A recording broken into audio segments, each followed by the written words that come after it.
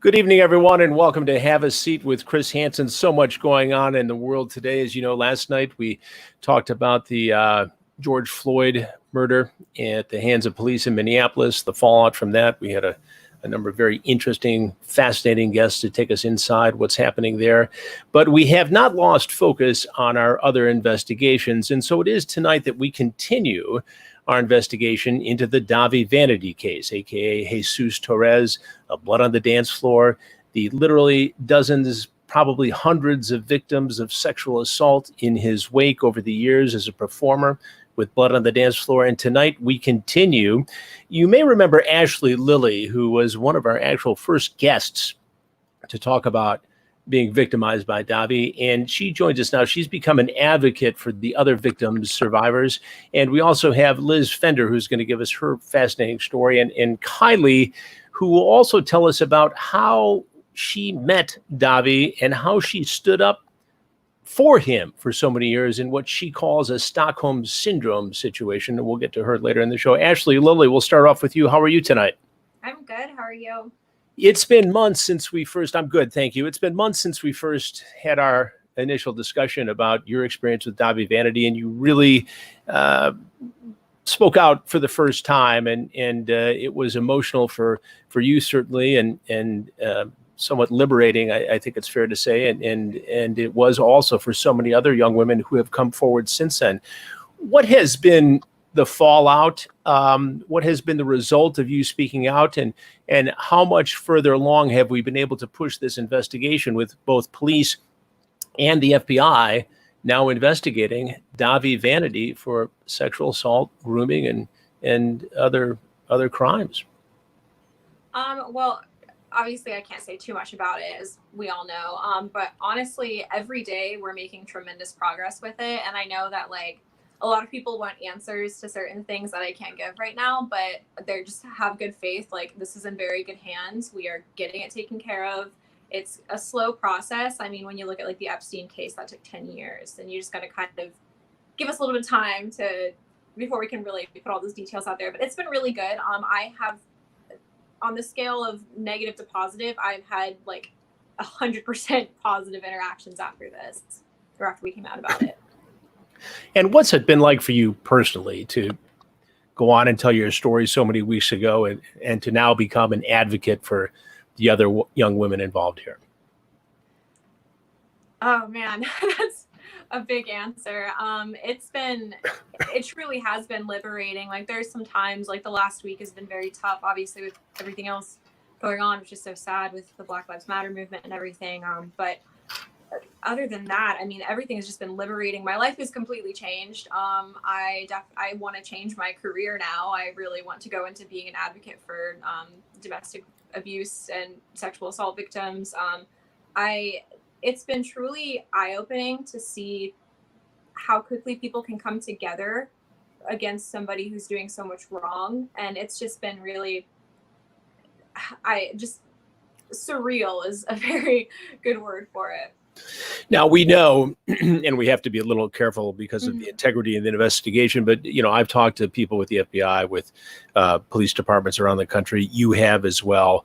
A number of young women have filed reports now, and that's something that didn't happen before in this case. A lot of young women didn't think there would be justice. A lot of young women didn't think that anything would happen to this guy because he had gotten away with it for so long and was able to intimidate and use his very significant fan base, these people who, in some cases literally worship him and blood on the dance floor. Give me a sense for how he wielded this kind of power and influence over so many people.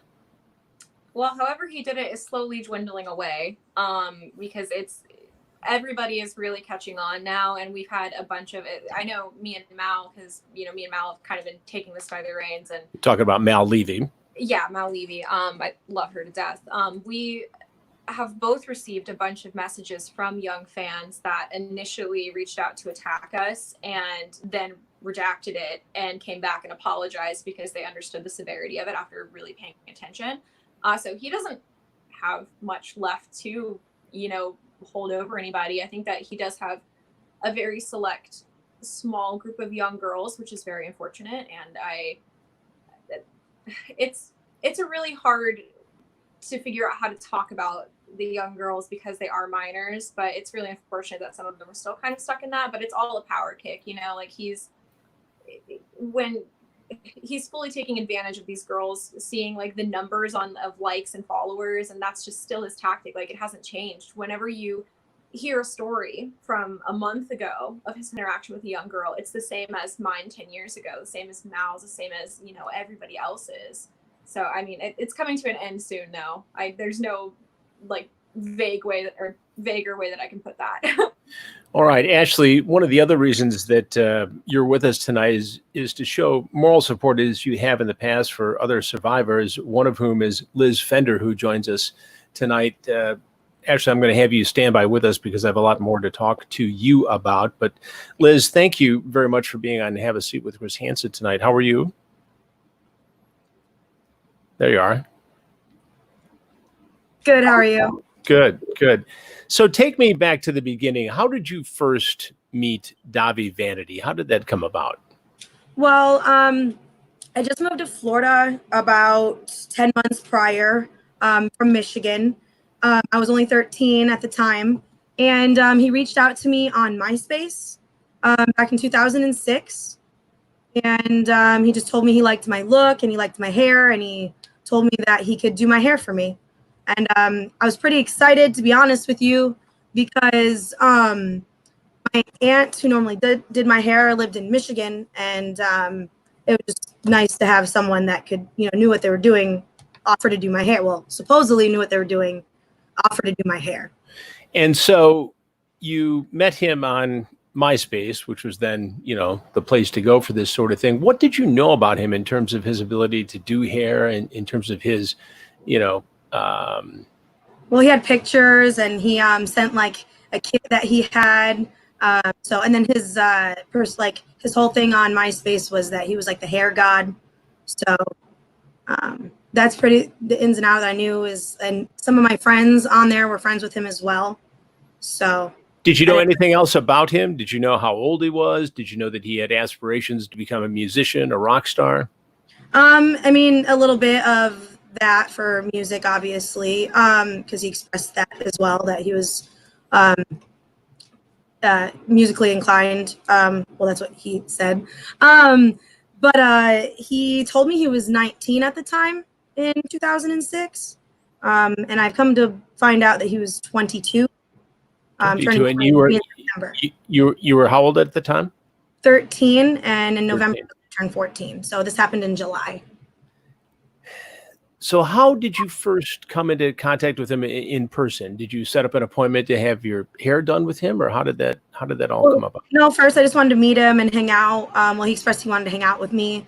I would go to the mall every weekend. My mom would drop us off. So frequently we were called mall rats. And after the mall, we would go across the street and hang out at the movies. And when I say we, it was more like the scene kids, the goth kids, the emo kids. And we ranged from ages anywhere from 13 to 19 because they all knew each other from like growing up. So I just kind of got added to the group, and that's where I spent my weekends. So I let him know I plan on spending the night at a friend's house. So if he wanted, he could totally meet me at the mall, and we could go to the movies and hang out before I went back to my friend's house afterwards. So you met him at the mall, at the movies? How did that come about? Well, he lived in Orlando and I lived in the Tampa area. So he drove from Orlando, which is about 2 hours. And he was supposed to meet me at the mall, but it started closing. So like whenever it closes, we start walking over in a group together to the movies because it's across a really busy intersection. So we just stay close. He pulled up right as we were leaving. My friend, she stopped me and asked me, do you know who that is? And I said, yeah, like I've been talking to him for about 2 weeks on MySpace, and we're supposed to hang out. And she's like, okay, well, I've heard some things, so please don't be with him alone. And I was like, well, we're just going over to the movies. We're gonna meet you there. We'll be there in 5 minutes, you know, I'll like beat you over there. And so I went to go get in his car, and immediately before I even like sat down like all the way like to get my seatbelt on, he tried to grab me by my face to kiss me. And then I was kind of surprised, but I was only 13, so at the time I thought that's kind of like how, you know, if a boy likes you, that's how they flirt with you. So I then got my seatbelt on, and then he proceeded to grab me and actually kiss me, like grab me by my face and kiss me. So just back up for a second. You friended him on MySpace. You met him on MySpace. He approached you and said that he liked your look. That's how it started. How did the conversation? He approached me first. Right, Yeah. exactly. So he sought you out. Did you have any idea at the time that this was part of his MO? This is how he met young women and how he targeted young women he saw as potentially vulnerable. Well, like now, obviously I do, but back then, no. I mean, it was in 2006 as well. So I don't know how long necessarily he's been doing this at that point. But obviously then I had no clue. So he has you in the car. He starts getting aggressive with you. What is going through your mind at this point as a 13, 14-year-old girl? So for me at that time, because we actually went to the movies and we ended up seeing a movie. So later on is when I felt like more at the time. First, when he tried to kiss me, I just felt like, well, maybe this is just what, you know, boys do when they, you know, they like you. I was only 13. I had no idea about any of that. So I just thought maybe I guess he really likes me. So yeah, I was pretty clueless. And how did it escalate from there? What did he do next? Well, we went to the movies, and we usually just hang out outside. We actually don't really see a movie. We just all hang out. So he realized that there was a good 15, 20 kids, and they were just acquaintances of mine. There's only a handful of friends that I actually had in the group, but we all knew of each other. And I could just see that he felt uncomfortable. So he suggested that we see a movie together, so we could have some like time alone, and just, he said, get to know each other and stuff like that. And what did get to know each other ultimately mean that night for you with Dahvie? He was trying to set in place his plan of, he knew what he was doing from the moment he got in his vehicle and drove to the 2 hours. That whole time he knew. So just his plan to, take advantage of a child, pretty much. In the movies, he kept on trying, like during the movie, he kept on trying to make out with me the whole time. And there was a point where he actually tried to take my hand and put it down his pants. I remember saying like, sorry. I just felt like I didn't want to disappoint him because he seemed so aggressive and so irritated that I didn't want to do that. So at that age, did you have any coping skills to deal with this? I mean, here you got a guy who was a bit of a celebrity, you know, in your mind. And did you even know how to say no effectively at that age? Absolutely not. Just, it was no, oh, I'm sorry. It wasn't even like direct, like it was like, no, I don't want to, sorry. Like I was saying sorry to somebody who was trying to violate me. Obviously I've never been in that situation because, you know, I was only 13 years old. Nobody should be in that situation. But as a child, I was not equipped to deal with that at all. So you're at the movies with him. That wraps up. What happens afterwards? Well, once we came out of the movies, it was dark.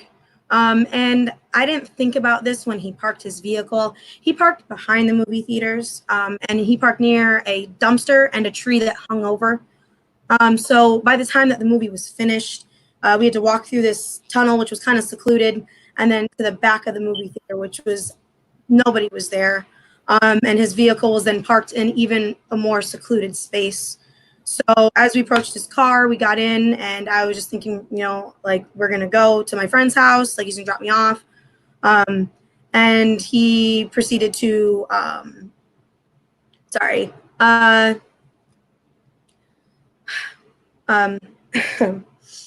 know it's difficult, and yeah.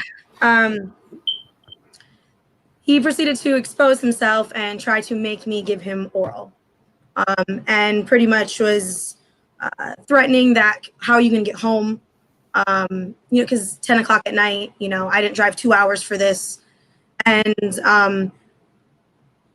yeah, I was put in that position because I didn't know how to remove myself at the time, and I didn't have the confidence to do so. I'm so sorry you had to go through this. It's painful to relive it in some ways, I'm sure. But he essentially told you that if you wanted to get home, you had to perform this sex act on him. Is that correct? Correct. Yeah. And did you feel that that was the only way you were going to get back to your house that night? But yeah, I told, kids, I told my mom I was going to a friend's house. I didn't really give an explanation of like the whole details of I was going to hang out with a boy. I was going to do this. I was going to do that. And obviously that was naive on my part. However, I was 13. Like I was naive. Like I was still learning. So that being said, like I didn't tell her that. So, and then I didn't have a cell phone back at that time. So I would have had no way. Like I felt like I would have been stranded there because I didn't put it past him telling me, to get the F out of his car if I wasn't going to do what he said. It was very overwhelming, aggressive pressure that he knew, like very strategic. He knew what he was doing. He got what he wanted. Yeah. And what toll did that take on you that night? That night specifically, or just overall? Well, both. I mean, Obviously it's very traumatic. I felt like in general, I felt disgusted with myself. I did confide in a friend, but like overall, like it takes years of me being able to trust somebody and for me to know that not everybody has intentions where they're going to cause you harm. Emotionally speaking, throughout the years, I've very much dealt with depression and self-harm. So about 7 months actually after the event, I made an attempt on my life because I was just there were so many other things going on in my life, but that was just kind of a catalyst for other things that happened. Did his sexual assault of you lead to you trying to take your own life? Was that part of it? Well, that's where it started. Absolutely. I felt so alone. There's other things that happened where I was completely isolated from the handful of friends that I did have. I did not have a very strong emotional support at home. I moved all the way from Michigan to Florida because my parents got separated. So there's just a whole bunch of different contributing factors. And that was definitely what pushed it over for me was, what's the point? Do you think, based upon what you know today, that he specifically targeted you as he did so many others because of your vulnerability? Absolutely. It's definitely a tactic that he's got down to a science, that he knows how to prey like on young girls. And he just keeps on repeating that cycle. Absolutely. And he's perfected it over the years. It's awful to say that somebody's perfected such awful, disgusting behaviors, but it's definitely so. Did you ever talk to him again, communicate with him again after that evening? There was 2 other instances where there's a time when he was, I was having a party because it was my birthday, like I said, in November, because it was July when that happened. So in November, he knew I was having a party, and he actually reached out to me because apparently he was either going to be in Tampa or he implied he was going to be in Tampa. And he said, well, is it going to be an all-girls party? Like, is it like a slumber party? Can I come? And I said, absolutely not to both questions. And then there was another time about a year later, I was in Orlando, and he reached out to me asking if I wanted to hang out, and I didn't respond to him. Have you gone to police over this? Have you reported it? Yes, I'm in the process of going through the process and doing what I have to do. And why do you think it took you so long just to come to terms with this, to actually go to authorities and finally have so many young women, and again, the last thing I want to do is blame the victim here, because it's not your fault. This is a predator who took advantage of young, vulnerable women. who were at risk in some ways.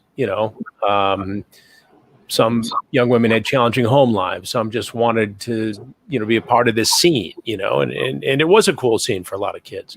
But Yes. why was it so important for you to finally take action, to seize this? And what was the turning point for you? What made you say, that's enough. I'm going to do something about it. I'm going to legally hold Dahvie Vanity, Jesus Torres, responsible for this. Well, what the catalyst of is I've seen more. Okay. At first, I didn't want to come forward because obviously I was going through a lot in my life. I was a child. I didn't know what to do. And then as I got older, I've been able to deal with my traumas. I've had time to process what happened and many other things in my life.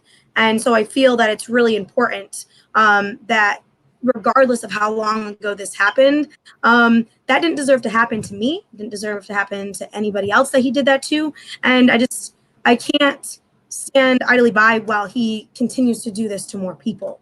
I was very hesitant as a teenager also because of, at the time, Damien was known as Jessie Slaughter. They got a whole bunch of backlash. And as a teenager, I wasn't equipped to deal with that, like I've said before. And now I'm in a place where I am emotionally doing well, mentally doing great. And I just want to be that voice for other people that haven't come forward yet. I just want them to understand that if it's okay, and if it's not okay, like eventually things will get better. And that's why I just want justice to be done, because he doesn't deserve to continue to do this to other people. Liz, you talk about Jessie Slaughter, Damien Leonhardt, who's been on this show and very bravely came forward because, as you mentioned, she did get victimized, vilified, and just attacked, Right. probably close to the height of his career and the height of his fandom for coming forward. And it took a heavy toll on her. Absolutely. And she told that story really for one of the first times here on the show. And God, it's just heart-wrenching. Yeah. To see what she went through. Conversation with her about that. I just let her know that, I felt bad. Like I felt until now very just responsible and awful that I didn't come forward and support her at that time. Well, when she was, went by Jessie Slaughter. But yeah, I felt so bad that it's taken so long for us to come together. But at the end of the day, it's never too late, like I said. So.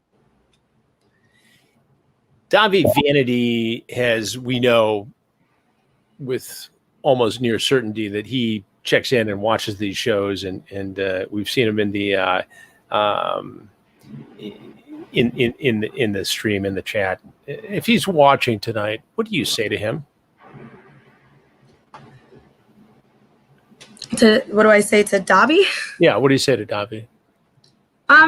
Pretty much, time's up. Little girls don't stay little forever. And we grow into strong, intelligent, brave women who, are not going to take it anymore. And you'll see. That's pretty much it. I don't really have anything, like, he doesn't deserve any of my time or anybody else's energy, pretty much. That's the way I feel. Liz, how do you think he got away with it for so long? Literally, we're talking about the potential for hundreds of victims across the world. I mean, we've had victims come on this show from London. We've had him traveling throughout Europe, Germany, Italy, and potential victims there. I mean, how has he gotten away with this for so long?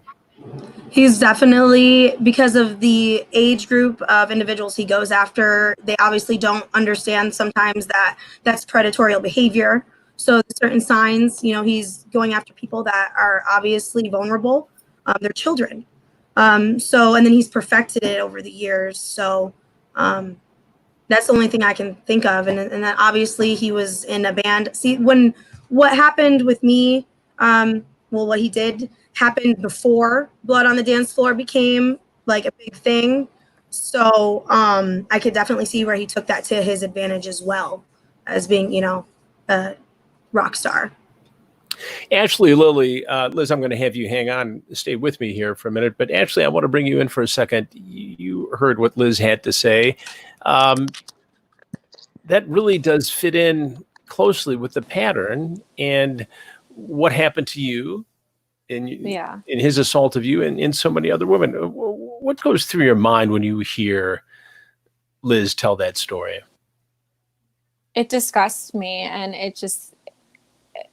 he truly does have this like down to a science. Like this is his same routine every time. I even put in the chat during that, I'm just disgusted because, hearing Lizz's story and so many others, it sounds exactly like what happened to me. And it's just, I think people, when they hear like repetitive stories like that, some people are inclined to believe that people are just piggybacking off of each other's stories, but that's just so not the case with this. He is a serial rapist, a serial pedophile. Like it breaks my heart every single freaking time. Sorry, I almost slipped. But it really just breaks my heart.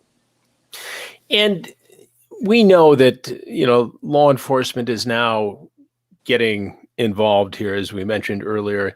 Mm-hmm. He was investigated on at least 2 occasions early on, once in Colorado, and we talked to the young woman involved in that incident, and once in Florida.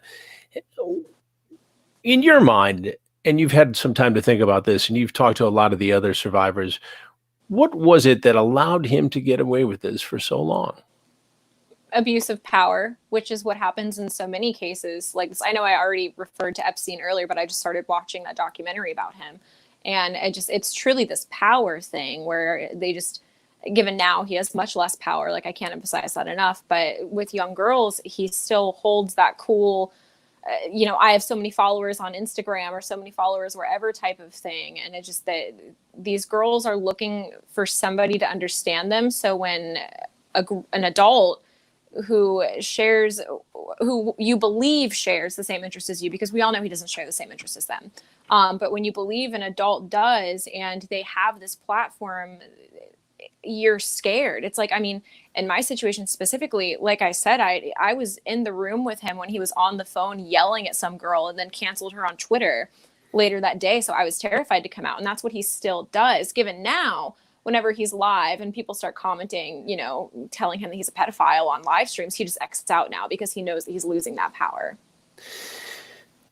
Ashlee, I'm going to have you stand by with me here for a minute. We have Kylie, and we've had a little bit of technical trouble tonight, but we do have her audio signal. And Kylie, I spent a lot of time with this week talking, and she too was targeted, victimized by Dahvie Vanity. But why I think her story is so interesting, I think it's interesting for a lot of reasons, but one of the reasons is that she actually stood by and defended him for a long time before finally getting in contact with some of the other survivors and sort of joining the team and trying to seek some sense of justice. Kylie, are you with us tonight? I'm here. Oh. My connection is not great, but best I can here. Well, Kylie, I appreciate you being with us tonight, at least by voice. Can you hear me okay? There you are. Can you hear me okay? Yes. How did you first meet Dahvie Vanity? So I first found him on MySpace. It would have been the beginning of 2009. And we just kind of talked casually, like we would send each other messages, kind of comment on each other's pictures, nothing serious and nothing close to consistent or a real friendship or anything like that. And that was until the end of 2009. We had a mutual friend who actually passed away in a car accident. So after that, we kind of started talking regularly, and pretty much every year after that, to the time that I was 18 years old, we met up, and something happened every single time from the time I was 15 to 18. And did he force himself upon you? Would you consider this assault? Obviously, at the age of 15, it's sexual assault, no matter who said yes or no or anything else. Did you feel that he took advantage of you, that he sexually assaulted you?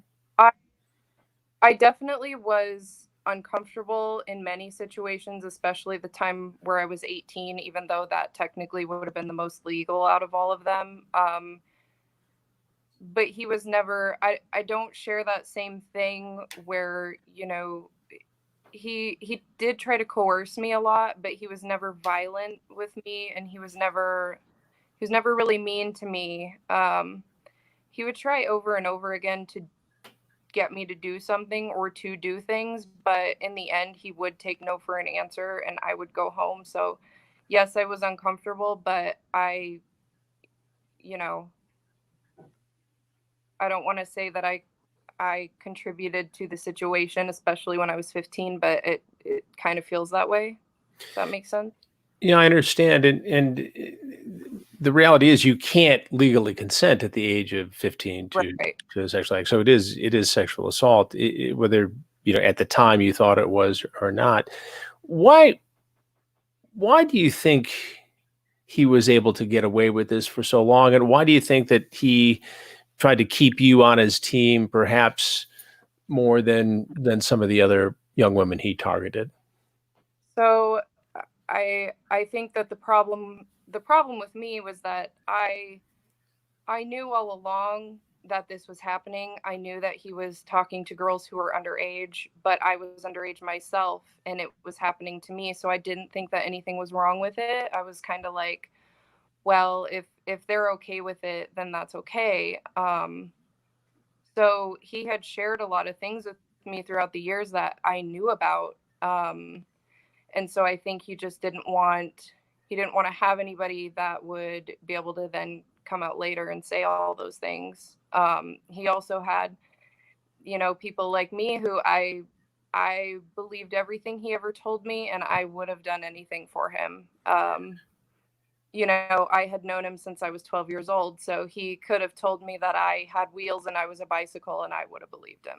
And how did he have this Svengali hold over you? I mean, how did he coax you into this world and put you under his spell, if you will? The how I got there is kind of difficult for me to pinpoint, because even today I would like to think that I would be much smarter than that, but the truth is that it happened and I didn't know that it was happening at the time. I think it was just, opportunity. Like, I was 12 years old. My parents were getting divorced. It was just opportunity, I think. And he sniffs that out. And what was it like to be with him when you were that young? And what kinds of things would you do with him? What was the communication? What was the conversation like? It was that's the other thing. It was very childlike. So I never felt weird with him as if I was with another, almost 30-year-old man, because he acted like he was 16 years old. So kind of when you were together, you kind of forgot that was even an element to it. And looking at it now as an adult with children of your own, what drove him to do this? What makes him the way he is?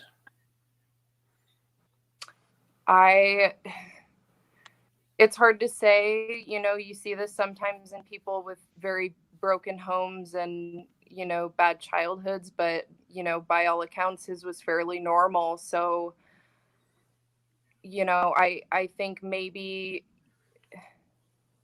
part of me believes that he's, evil in some sense. And the other part believes that maybe, he just had this fame and he had this power and he found something he liked that he could get away with. And he just continued to do that. You hear the stories, and we've had some people who worked with him.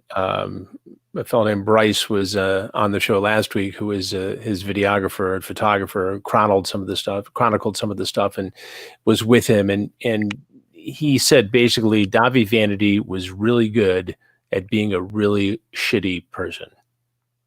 Yeah. So one thing I did want to mention a little bit, like, out of all the times that I was ever with him, he would make it a point to get us alone at some point. So if someone was around in the beginning, it didn't always end up that way, and usually it didn't.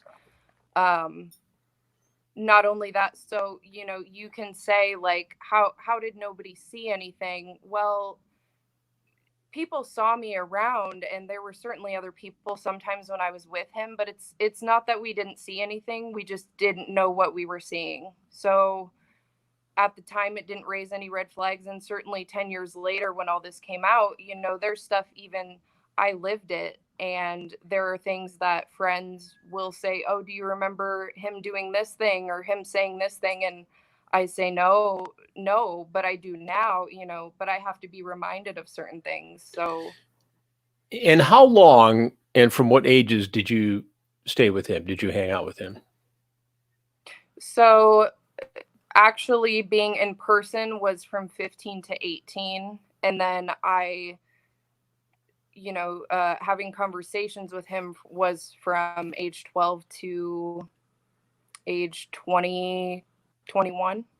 So 8, 9 years, Yeah. you were with him in a way. I was essentially one of the last people to kind of fall off that bandwagon. I was one of the last people who still was maintaining contact with him almost into 2018. And why did you stay in contact with him for so long? He manipulated you into sex at the age of 15. He continued to manipulate you, and he kept you in his orbit. Why did you stay with him for so long? I wish I had an answer for you, but I truly don't. There are a lot of friends that I made throughout the years that, you know, I would kind of just drop on a dime because he asked me to. I really don't have a good answer as to why I continue to talk to him, but even then, you know, I don't. When we ended contact, it was kind of because of his doing. Even then, it wasn't something that I chose to do. Like, I want to say that I'm better than if he still tried to talk to me. If we would have maintained that relationship, that I would eventually have come to see who he really was. But without him kind of initiating the cutting off of contact, I don't know if I would, honestly. And what made you stay, though? I mean, what was the allure? What was the attraction? What was the hold he had over you? I simply think it was just that he knew exactly what I wanted to hear, and that's what he told me. I didn't have anybody else that told me I was right all the time, told me, you know, all these great things that I wanted to hear. I didn't have anybody else like that, and he was that. So I guess I just kind of didn't want to let it go, even when I knew things were starting to get bad. And Kylie, how many others like you do you think there were in his orbit in those 8, 9 years that you stayed in contact with him, that you had a relationship with him? Every person that I have met online, which is where I made most of my friendships surrounding him and the band, there's not one single person that says that nothing ever happened to them. So it's a lot. And you met him initially how? Take me back to that first meeting. So, like I said, we'd been talking on MySpace, and we actually met in person for the first time at Warped Tour in 2010. And nothing really memorable happened at that time, other than we had a conversation about Damien. But as far as between me and him, there was nothing inappropriate or that I thought was weird at that time. So that was the first time we actually met. And then from there, basically every time he would come to Iowa, we would meet up. So basically every single year after that till I was 18.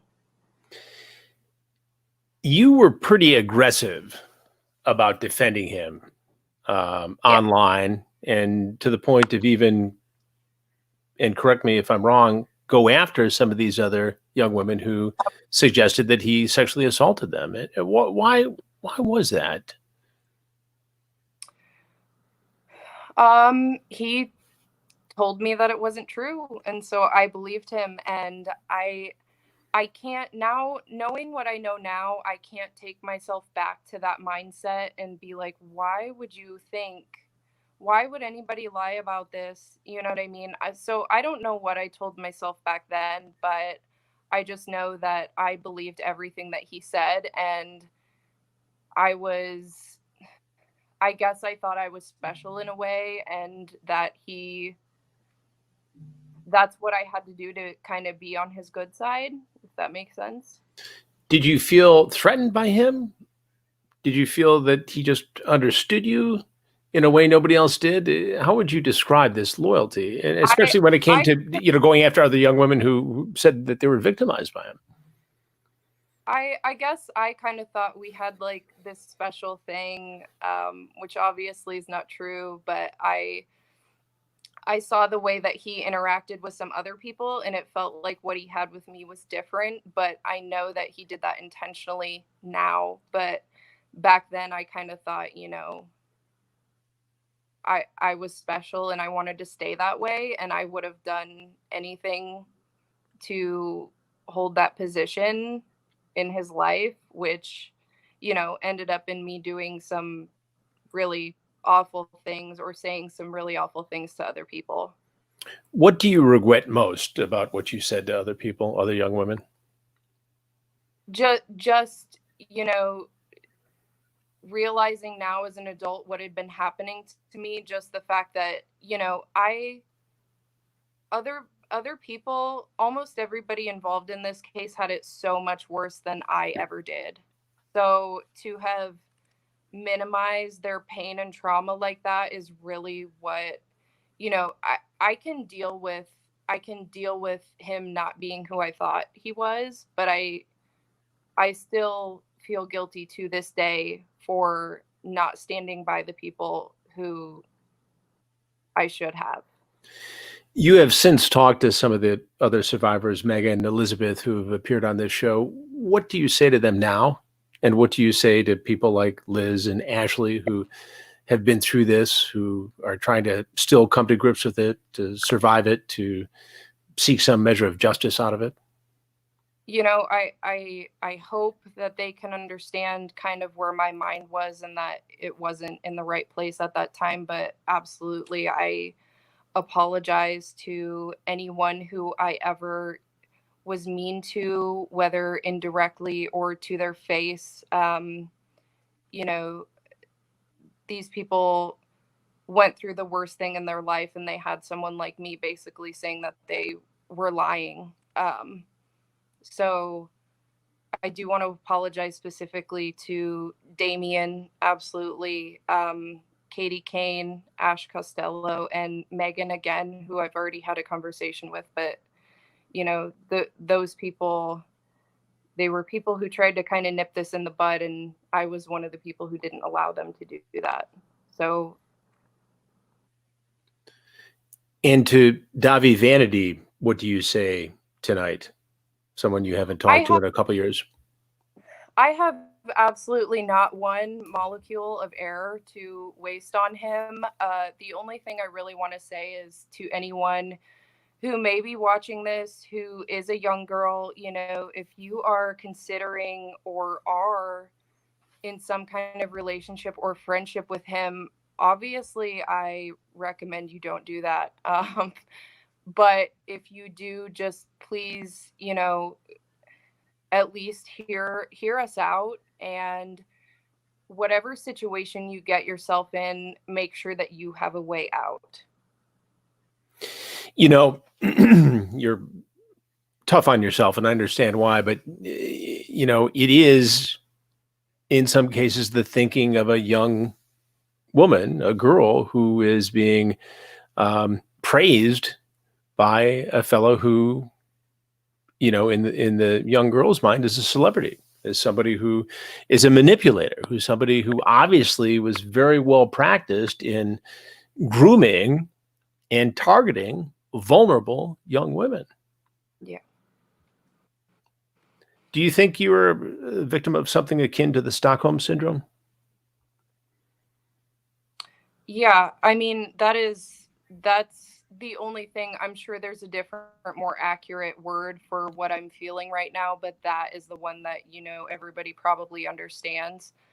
I still deal with this, you know, even today. It's a mixture of like, how can this person, you know, this person had treated me horribly in some ways, but on the same hand, you know, I loved him for many years. And even today, it's kind of like I'm torn between I don't want him to be alive anymore. And then on the same hand, it's like, I wish that I could help him.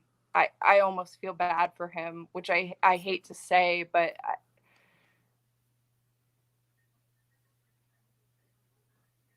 How has he twisted so many young lives? well, you know, the thing I hear a lot is, you know, how was he able to do this? He is a master manipulator, but it doesn't take much to be what he was. It's just, you know, he's able to sniff out opportunity better than most people. And unfortunately, his motives behind it are sinister. And what should happen to him? I mean, clearly a lot of young women are now coming forward. Even, you know, you, Kylie, who defended him for so long, you've come forward, you've apologized, and that's no minor task. And it's got to be tough for you, understandably so, to dig deep and to admit to yourself that, you know, you're wrong in this relationship. But at the end of the day, you were victimized by a master manipulator, as you said. You can't beat yourself up. But what you have done here is nothing short of brave in terms of, you know, reaching out to these other survivors. But what should happen to Dahvie?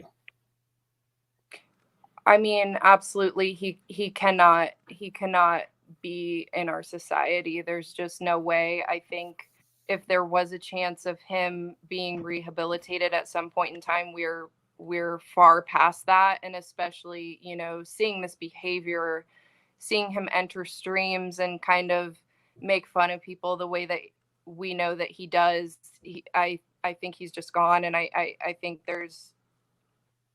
I don't want to say there's no help for him, but I don't think that there is. I think he just needs to be away. And how would you describe the place you're in now, Kylie? How are you doing now after all this? You know, I was doing okay, and then kind of when this whole series started, I couldn't watch videos in their entirety. I had to kind of skip ahead and only be able to watch certain parts of it. And the first time that I ever watched an entire video, I had a panic attack. So, you know, this is something that I put behind me a long time ago that I thought I would never, ever have to deal with again. And here it all is kind of slapping me in the face. And I have to come to face with not only what happened to me, but also what I did back then. So And why did you decide to come forward and talk about all this and confront it and to apologize to the other young women and how does it feel doing it, I guess, is the question.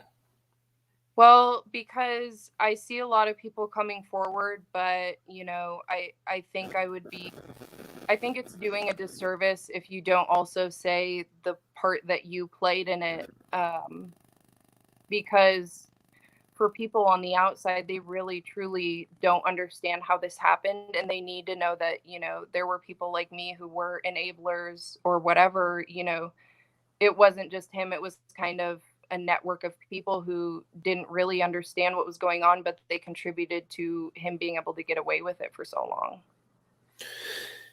Kylie, I'm going to bring on Ashlee Lillie here for a minute, and Liz is obviously listening as well.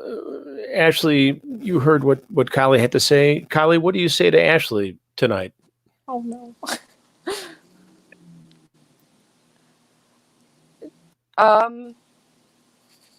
You know, obviously, There's It's all no right. pressure. There's you know, no pressure. you're kind of the foundation of this coming forward again. And you know, obviously I'm thankful to you for that, but I also, you know, I do kind of owe you some kind of apology, because I know that, you know, had I known this back then, I feel like you would have also been one of the people that I didn't believe, and that I would have been horrible Oh, to. no. Oh no. But I am thankful, you know, for you, me even excluded from the equation, that, you know, justice will be done one day, and you have a lot to do with that. And Ashlee, what do you say to that tonight? My heart's beating really fast. I wasn't expecting that. Earlier I made a comment and I said that I've had 100% positivity through this experience, and that includes people who did, you know, aid in like hurting young women. I'm not, you know, calling you out or anything, but because of people like you who recognize when something bad is happening and you take the accountability and you go forward and you correct it, that is why I say I have a positive experience with this whole thing, because so many young girls who are like what you did, they're doing now, they come back to me and they apologize later. And I think that that is just such an amazing thing. And I wish that I could hug you so bad, because it's not your fault, because you were a victim in another way, you know, like if he didn't assault you, he groomed you mentally, and that's honestly just as bad. And in a way, I know people are going to drag me for saying it might be worse, but mental abuse is so bad. And let me do damage control before. I'm not saying that it is worse, but mental abuse is just so hard to deal with. And a lot of people don't come out of it. A lot of people don't have the strength to apologize and come forward later about it. So the fact that you do is just like, I thank you so much for that, because it's just a really great thing. I'm like, the whole time you were talking, I'm like sitting here trying not to cry, and you are heard and we appreciate you. Well, Kylie, you should also know that the comments that are coming in tonight on the stream So are positive. just absolutely overwhelmingly positive, and the love is just astounding for you and what you're doing here tonight. So you need to know that, and I think you should feel pretty good about that. It's a very strong thing that you did, very brave thing, courageous thing that you're doing.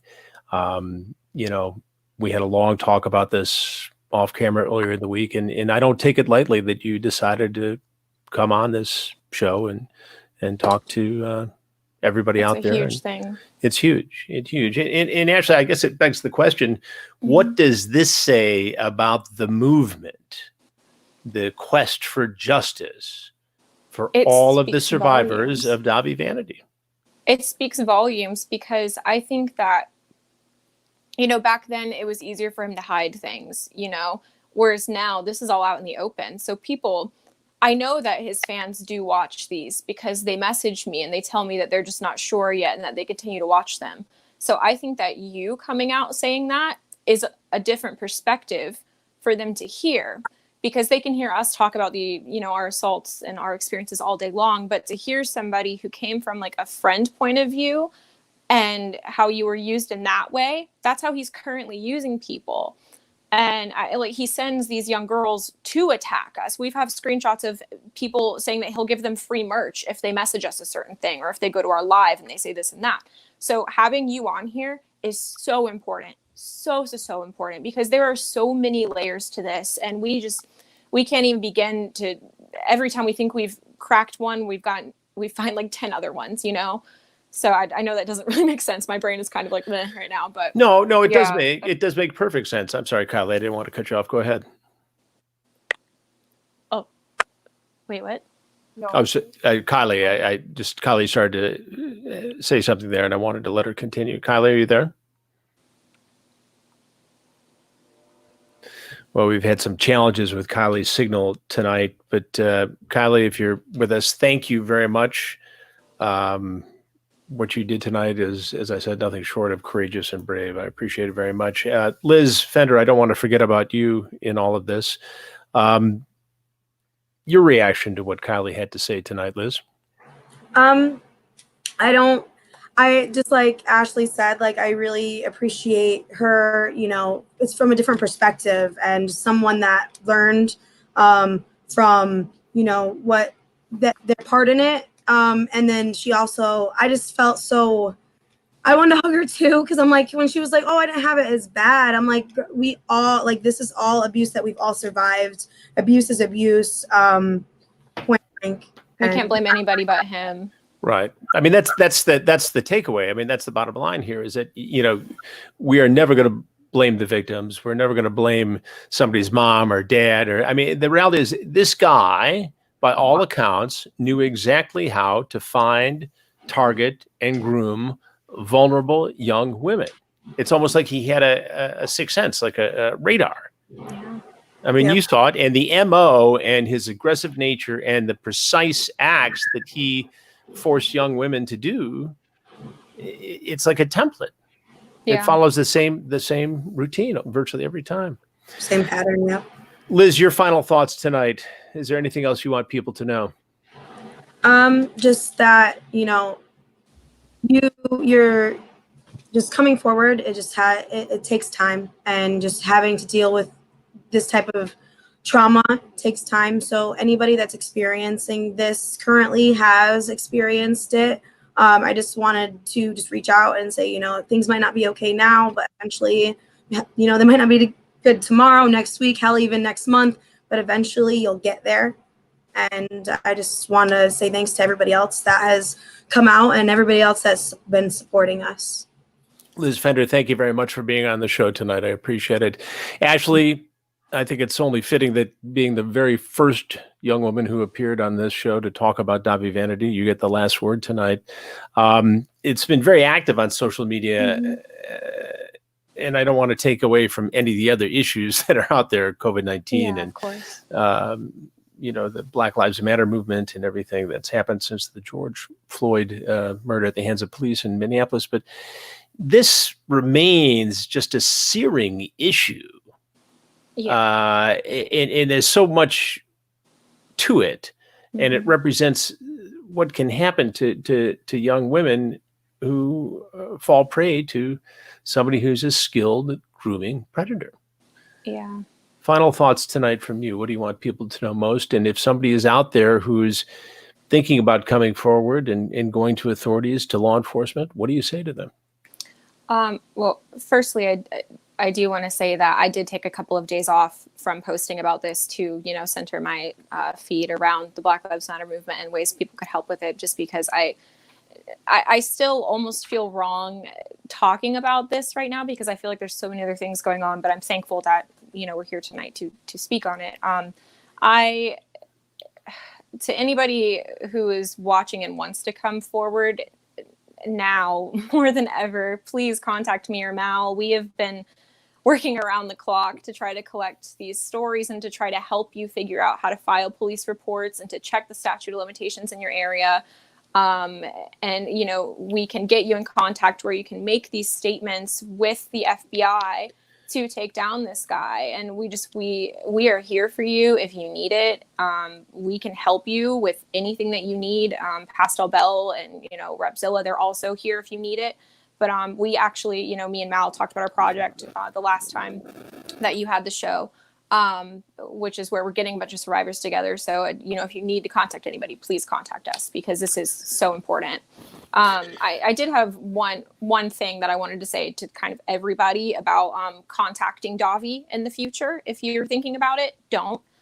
We have people message us every day who are telling us, look what we sent him, or look what we said about the young girls following him. Do not contact his fans. Do not contact him. He is a very dangerous person, and it's really harmful to the case that we are trying to build. If, we are interfering and talking to him and trying to sway fans, it doesn't work. And I know that you think you're doing the right thing, but please don't do it. It's just not appropriate. These people are children.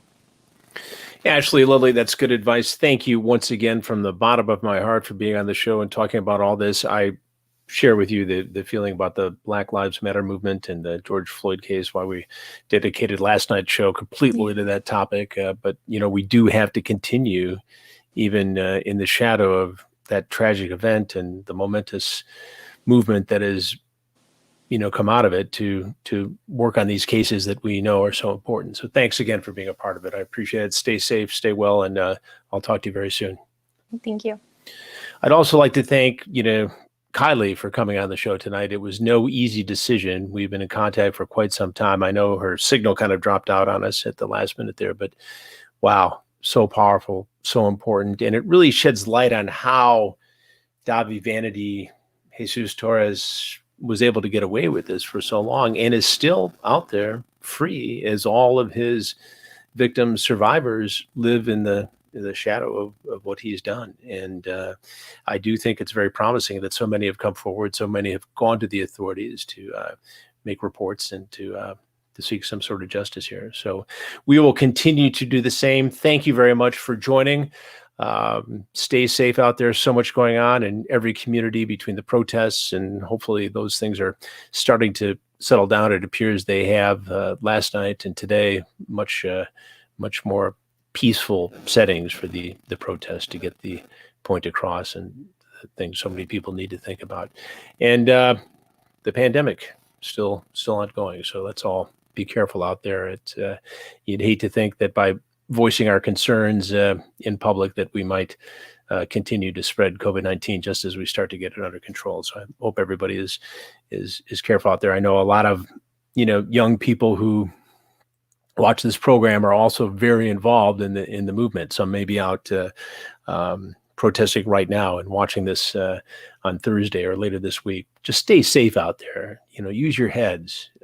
Try and stay healthy. The last thing we want to do is let the moment, go too far and get somebody injured on either side of this. So let's just be smart for everybody. All right. God bless. Thanks for joining. Remember, I'll be watching, and I'll see you next week on Have a Seat with Chris Hansen. Take care.